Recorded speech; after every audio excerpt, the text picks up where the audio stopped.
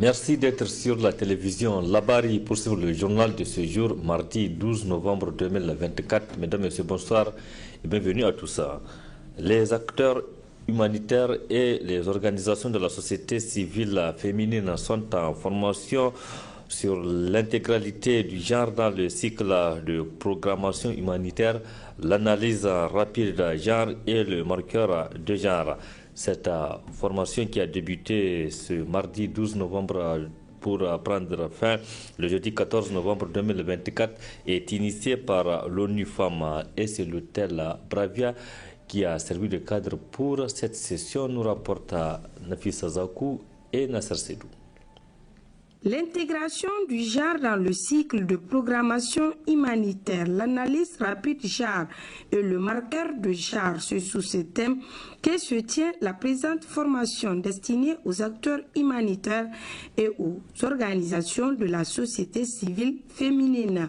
Occasion pour la représentante du groupe de travail genre dans l'action humanitaire de souhaiter la bienvenue aux participants tout en procédant à une brève présentation du groupe composé de 29 organisations féminines. Quant à la représentante d'ONU Femmes Niger, porteuse de cette initiative, elle a accentué son allocution sur le rôle de l'ONU Femmes dans l'action humanitaire. ONU Femmes est un acteur clé pour intégrer les questions de genre dans l'action humanitaire, en soutenant la mise en place de politiques et de normes internationales en matière de promotion de genre. Elle veille à l'inclusion des femmes et des filles dans toutes les phases de l'aide humanitaire, dans une approche nexus humanitaire, développement et paix, avec l'appui bienveillant de ses partenaires techniques et financiers, notamment la République fédérale d'Allemagne, qui est avec nous et qui finance depuis plus de 3 ans cette approche au Niger.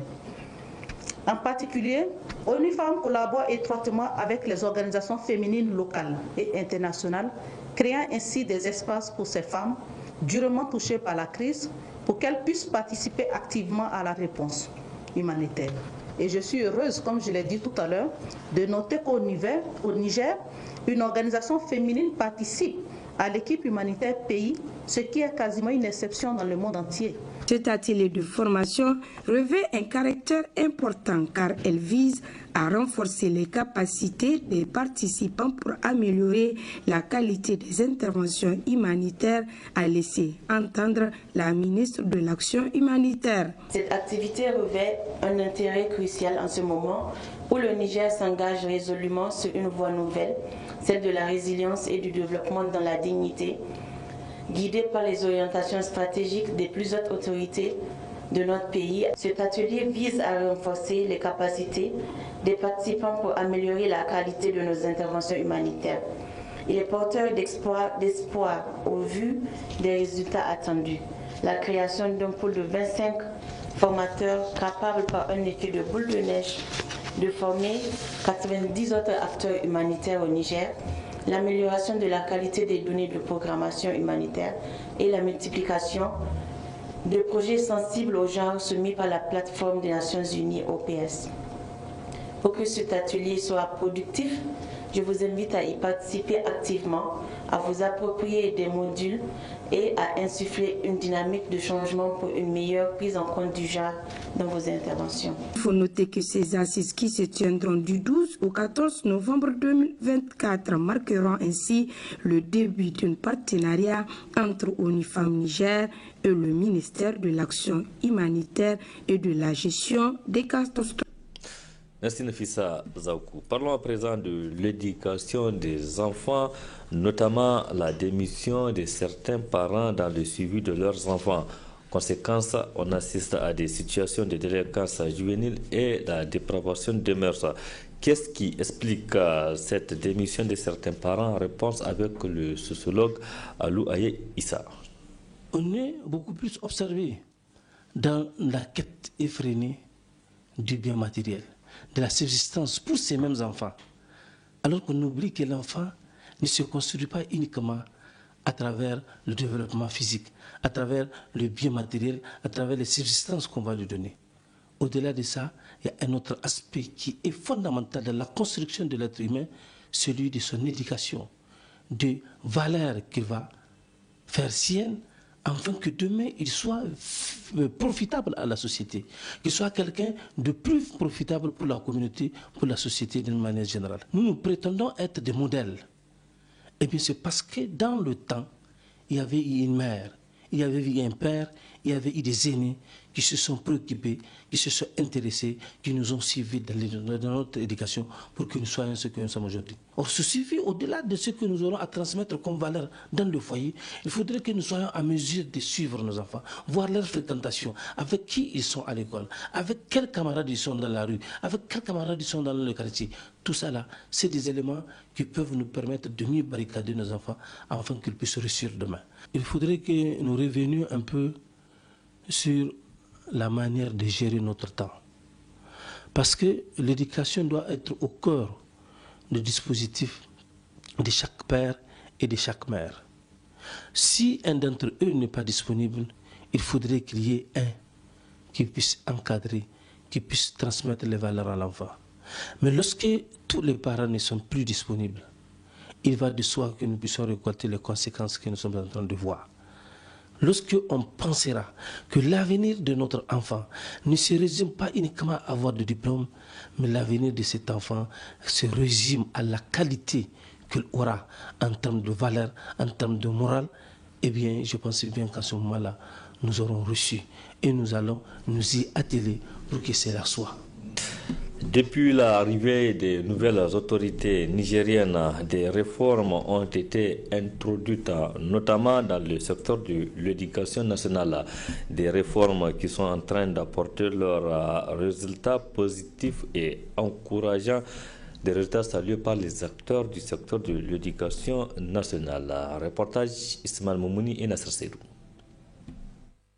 Redonner l'image de l'école nigérienne, c'est le but recherché par les autorités en plaçant une professionnelle à la tête du ministère de l'Éducation.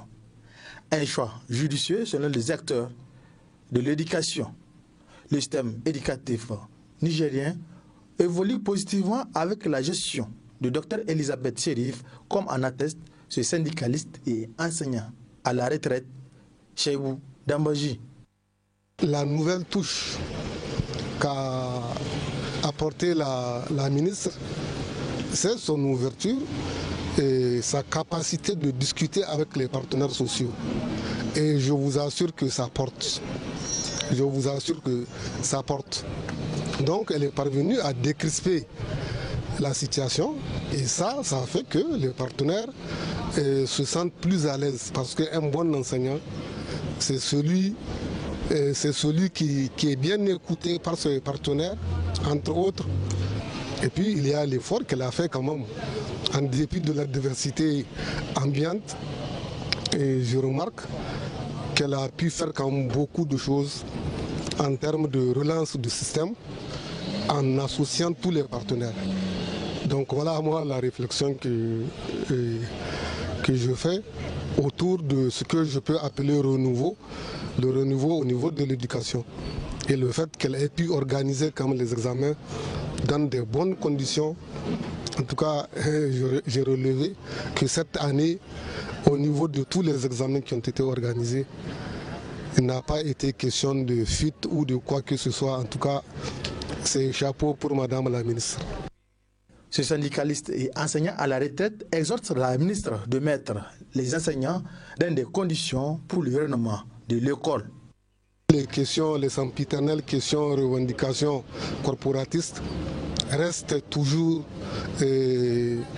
d'actualité, notamment les contractuels qui constituent, il faut le dire, au moins 70% du personnel enseignant. Donc ce sont eux qui occupent les classes. Malheureusement, ces enseignants vivent dans des conditions très très précaires. Je souligne bien très très précaires. Parce qu'un enseignant contractuel, ce que les gens ne savent pas, à travail égal, touche à peine le tiers. Je dis bien le tiers du salaire du fonctionnaire. Donc si on veut stabiliser le système éducatif, il faut commencer par les mettre en confiance et les mettre aussi dans de bonnes conditions de travail pour que le système puisse évoluer. C'est l'une des conditions. Pour que le système éducatif nigérien retrouve ses lettres de noblesse, la ministre a entrepris plusieurs réformes afin de répondre à nos réalités, surtout en cette période de quête de souveraineté. Notre rubrique santé, Ismaël Moumouni, qui se penche sur la lèpre, va porter aujourd'hui sur les défis liés à la lutte contre cette maladie. Quels sont justement ces défis? Réponse avec le Dr Gado Moussa, le coordinateur national de la lutte du Centre national de lutte contre la lèpre. On l'écoute. Il y a beaucoup de défis. Il y a beaucoup de défis aujourd'hui dans la lutte contre la lèpre. Au Niger, plus précisément, aujourd'hui nous sommes dans un système d'intégration des maladies. Le premier défi, c'est comment gérer l'association avec les autres maladies, c'est-à-dire les maladies tropicales négligées à manifestation cutanée dont vous entendez parler. Le ministère de la Santé publique a proposé la lutte contre 14 maladies tropicales négligées au Niger, dont il y a 5 maladies tropicales négligées à manifestation cutanée qui doivent être traitées en même temps avec la lèpre. Vous avez les mycétomes, vous avez les leishmanioses cutanées, vous avez le pian, vous avez la gale. Donc en plus de la lèpre, ça va nous faire aujourd'hui 5 maladies tropicales négligées que nous devrons gérer concomitamment avec la lèpre et avec les autres dermatoses mineures, n'est-ce pas? C'est toute la préoccupation du programme national de lutte contre la lèpre aujourd'hui. Donc, or, vous savez que ces 4 maladies qui sont récemment intégrées avec la lèpre, on n'a pas pris les mesures, c'est une intégration récente. Il faut revoir tout le système, tout le circuit de gestion des outils, de la formation, des modules pour ces maladies-là, pour pouvoir rendre opérationnelles les activités de lutte contre la lèpre et les autres maladies tropicales négligées de façon intégrée. Donc, voilà. Donc, il reste le souci de l'élaboration des modules de formation des agents. Il faut que chaque structure sanitaire, chaque centre de santé intégré, normalement dans cette lutte-là, chaque structure de santé doit être capable d'avoir au moins un agent formé pour le dépistage et la prise en charge de ces différentes MTN. Ça, c'est un challenge, c'est un défi.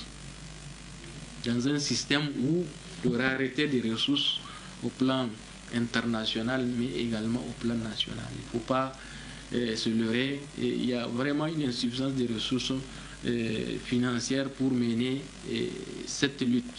Mais c'est quand même une priorité du ministère de la Santé publique de lutter contre ces maladies tropicales négligées. Donc, dans la liste de situations, quand même, nous savons que nous continuons à dépister les cas de lèpre. Plus de 350 nouveaux cas de lèpre chaque année qui sont recensés et traités. Et nous savons également que ce n'est que la face cassée de l'iceberg parce qu'il y a beaucoup de centres de santé qui ne disposent pas encore d'agents formés. Donc, voyez-vous, il faut pouvoir outiller tout le monde pour qu'ils puissent être capables de dépister et de traiter les cas.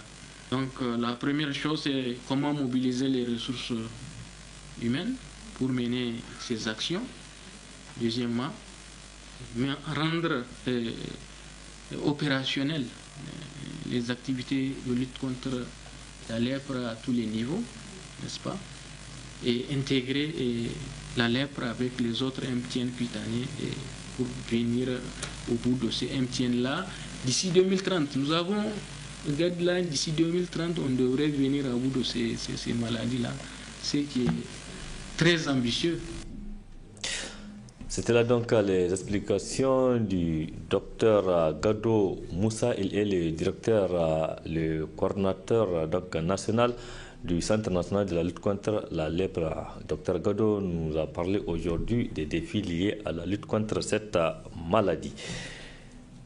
Parlons à présent du petit cola, un produit beaucoup consommé par les Nigériens, un produit sollicité donc pour ses vertus thérapeutiques, donc très utile pour l'organisme.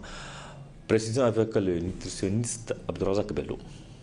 En termes de vertus, essentiellement, c'est lié à leur forte teneur, n'est-ce pas, en potassium et en magnésium, notamment des sels minéraux, à leur teneur plus ou moins élevée en vitamines, à la présence de substances énergisantes de la même famille que ce qu'on va retrouver notamment dans certains excitants. Et l'autre chose, la dernière chose, ce sont des éléments qui ont une forte teneur en eau. La consommation de cette cola-là, qui a des vertus de vasodilatation, ça va faire en sorte justement que le diamètre apparent des vaisseaux va être plus grand. Donc du coup, l'afflux du sang vers l'afflux du sang va être plus important. Donc naturellement, ça peut lui permettre de lutter contre les faiblesses sexuelles. Chez les personnes qui sont diabétiques, les personnes qui sont hypertendues, il n'y a pas en tant que tel de contre-indication. Parce que quand on prend, j'ai évoqué tout à l'heure, vous avez du potassium dans la cola. Et le potassium, ça a plutôt un effet bénéfique pour l'hypertendu. Parce que de plus en plus, dans les traitements des personnes qui souffrent d'hypertension, on conseille notamment, au lieu de prendre des sels avec sodium, on leur conseille de consommer du sel avec potassium. Et le potassium, on en a dans la cola. Et c'est une des vertus de la cola. Donc il n'y a pas de contre-indication en tant que peut-être pour les personnes hypertendues, pour les diabétiques. Donc au vu de sa composition. Il vaut mieux les éviter chez les enfants et les personnes qui ont vraiment des difficultés qui ont un mauvais sommeil. Les personnes qui ont un mauvais sommeil doivent absolument éviter de consommer ça tard dans le soir, notamment après 16 heures, parce que au-delà de 16 heures, probablement ça peut perturber le sommeil. Mais sinon, pour les autres catégories, donc il n'y a pas de contre-indication en tant que tel. C'était là le nutritionniste Abdourazak Bello sur les vertus du petit cola. Les autorités municipales de la ville de Niamey ont entrepris des travaux de colmatage des voies de la capitale pour faciliter la circulation aux usagers. C'est pourquoi certains usagers demandent à la population d'entretenir très bien ces routes pour donc leur propre bien. Leur réaction. Toutefois, c'est-à-dire la mauvaise utilisation des usagers, c'est-à-dire les gens ne sont pas prudents dans leur conduite et du coup ça provoque la dégradation. Les autorités, ils en ont comme tâche de très vite intervenir lorsque ces dégradations débutent, parce que dès que ça commence à débuter, il faut vite envisager des solutions, car plus le temps passe, plus la dégradation elle augmente. Donc les gens doivent songer à bien l'utiliser. Plus de cela, l'État également, parce que ce qui est utilisé régulièrement, ça ne manque pas de défauts. Donc dès qu'on constate un défaut, il faut très vite intervenir. La population crie derrière le gouvernement ou bien l'État. Il faut qu'ils leur amènent un coup de main par rapport à l'entretien des voies. Mais ce n'est pas une affaire du gouvernement seulement, c'est une affaire de toute la population. Donc vous voyez, ça a des coûts énorme qui a été faite. C'est un investissement fort que l'État a pu faire. Mais la population, elle aussi, elle doit accompagner l'État. C'était là donc quelques usagers de la capitale qui appréciaient les travaux de colmatage des voies de la capitale, mais aussi qui demandent à la population de bien entretenir ces infrastructures. Point final de cette édition. Merci à vous de l'avoir suivi. Restez en compagnie du programme de la télévision Labari. Excellente nuit à toutes et à tous. Bonsoir.